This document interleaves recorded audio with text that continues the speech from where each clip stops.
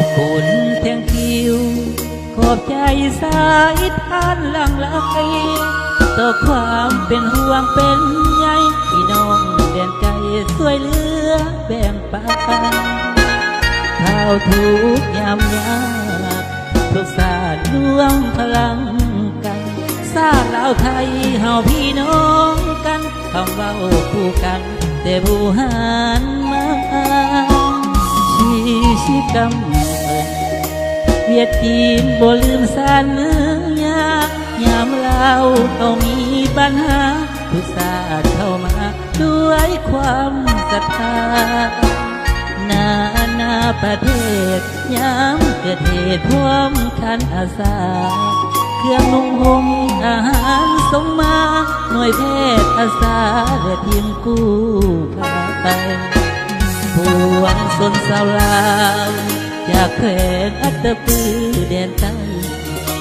ภาษาคนลาวไกลไกลน้อมนกไหวส่งยิ้มกลับไปทุกสาส่งมาเป็นคนจิตใจเหลื่อมใสสวยคู่อุทกกับไทยคุณท่านยิ่งใหญ่เหลือพันละนาบุญคุณครั้งนี้สาวเมืองสนามใสขอจำขอบใจแทนทานผู้นำข้าสู่ลำปัวเพชรนินจินดานำใจของท่านที่ได้อุดหนุนส่งมาจะลึกไปถึงแผ่นฟ้าจากแห่งศรัทธานาซา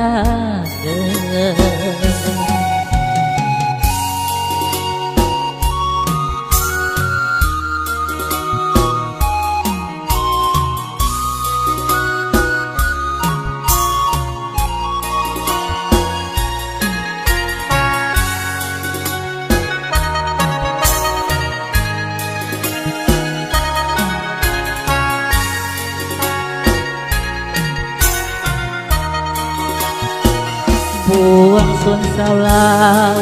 จากแขวงอัตตปือแดนใต้ภาษาคนลาวไกลไกลนอบนกไหวส่งยิ้มกับไปทุกสาส่งมาเป็นคนจิตใจเหลื่อมใสสวยคู่อุทกกับไทยคุณท่านยิ่งใหญ่เหลือพันละนาบุญคุณครั้งนี้สาวเมืองสนามใสขอจำขอบใจแทนทานผู้นำข้าสู่ลำปัวเพชรนินจินดานำใจของข้าที่ได้อุดหนุนส่งมา